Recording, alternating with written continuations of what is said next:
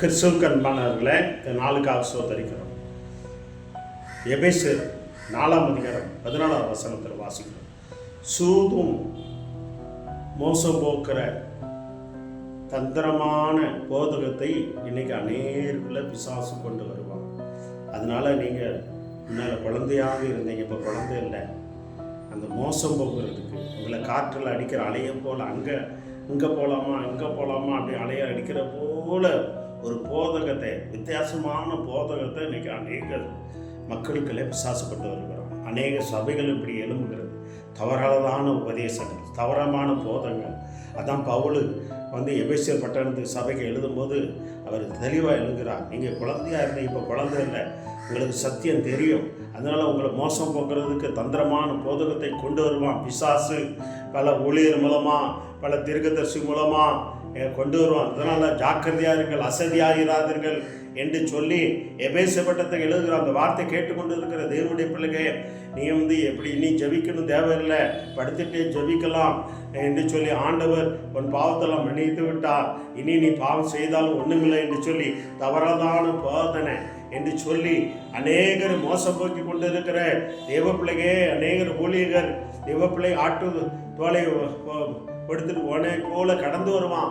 தேவ பிள்ளைகளே, அதுக்கு நீங்கள் இடம் கொடுத்துறாதுங்க. தேவ தந்திரமாக வருவான். உங்களுக்கு அது வசனம் மூலமாக தான் வருவான். எப்படி இயேசுகிட்ட இதில் எழுதப்பட்டிருக்கிறதே, என்று பாதம் கல்லில் ஏறாதபடி எழுதி கொண்டு இருக்கிறதே, அப்படியெல்லாம் அப்படி தந்திரம் வசனம் மூலமாக வருவான். அதனால விழுந்து போகாதங்க. இந்த வசனம் நல்லது இருக்கு, கெட்டது இருக்கு. தேவ பிள்ளைகளே, அந்த சூதும் தந்திரமான காரியங்களை விழுந்து போகாதபடி நீங்கள் விழித்திருங்கள் என்று சொல்லி ஆண்டவர் பவுல் சொல்கிறார். அந்த வார்த்தை கேட்டுக்கொண்டு இருக்கிற தேவனுடைய பிள்ளைகளே, தவறான போதைக்கு இடம் கொடுத்துறாதுங்க. எப்படி வாழலாம் என்று சொல்லி நீங்கள் தேவ பிள்ளைகளை போதகம் பண்ணுகிறதுனா உடனே அங்கே பிசாசு தந்திரமடின்னு செய்தி என்ன ரொம்ப தந்திரம். பிசாசு சூது பண்ணு எப்படி அப்படி உங்களை மோசம் போக்க முடியாத கடந்து வருமா. தேவ பிள்ளைகளை தவறான போதகத்தை கொண்டு வருவான். தேவ பிள்ளைகளை ஜெபிக்கலாம் அப்படின்னு சொல்லுவான். தேவ பிள்ளைகள் ஜெபிக்க கூடாதபடி தடை பண்ணுறது இன்னைக்கு பிசாசு அது ஒரு தந்திரமாக வைத்திருக்கிறான். தேவ பிள்ளைகளா அப்படி போதனைப்படுகிறான். அதெல்லாம் நம்ம ஆண்டவர் நமக்காக ஜெபம் பண்ணிட்டாரு. நீங்கள் ஜெபம் பண்ண வேண்டியது இல்லை, பைபிள் வாசிக்க வேண்டிய தேவையில்லை, என் உபவாசம் இருக்க வேண்டிய தேவையில்லை என்று சொல்லி எல்லாத்தையும் உங்களை என்ன பண்ணுவான், தடை பண்ணுவான். தேவ பிள்ளைகளை, அந்த சூதோடு தந்திரத்தோடு உங்கள் மத்தியில் கடந்து வருவான். உங்கள் சபைகளை கடந்து வருவான், குடும்பத்தில் கடந்து வருவான், தொழிலில் கடந்து வருவான். அதுக்கு இடம் கொடுத்துறாதுங்கள். நீங்கள் முன்னால் குழந்தையாக இருந்தீங்க, இப்போ ஆவிக்குற வாழ்கள் வளர்ந்து நிறைய பேர் ஆவிக்குற வாழ்கள் வளர்ந்தவங்களே விழுந்து போயிடுவாங்க. சில பார்க்குறோம், சில சபையில் பஸ் ஸ்டாப்பு பக்கத்தில் இருந்து பைபிளில் வச்சுட்டு இருக்கிறவங்க பின்னாடி தொடருவான். எத்தனை இதில் பார்க்குறோம், எத்தனை பேர் எனக்கு தெரியும் தேவரை விழுந்து போனது. பொய்யான தேவ பிள்ளைகளே, தாப்பனே, அந்த தந்திரமான போதகத்தை கேட்டு விழுந்து போனவரை எந்திக்கிறது ரொம்ப கஷ்டம்.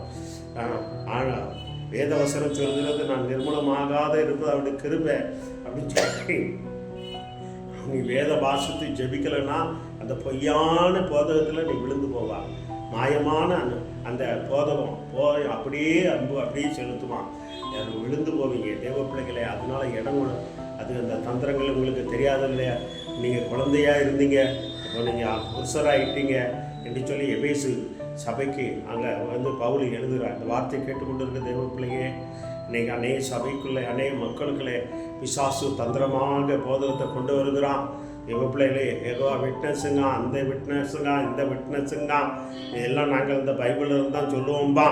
எல்லாம் மோசம் போகாதீர்கள். தேவ பிள்ளைகளே, அந்த தந்திரமான போதகத்தை கொண்டு வருவான். உங்களை மோசம் போக முடியும். அதுக்கு இடம் கொடுத்துறாதுங்கள். இந்த பிசாசுக்கு எதிர்த்து நிலுங்கள். அப்போது உங்களை விட்டு ஓடி போவான். கண்களை மூடி ஜெபம் செய்வோம். நல்ல ஆண்டவரே ஸ்தோத்திரம்.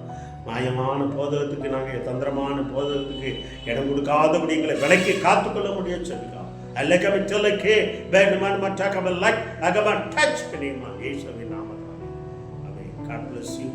கர்த்தர் பெரிய காரியங்களை செய்வார்.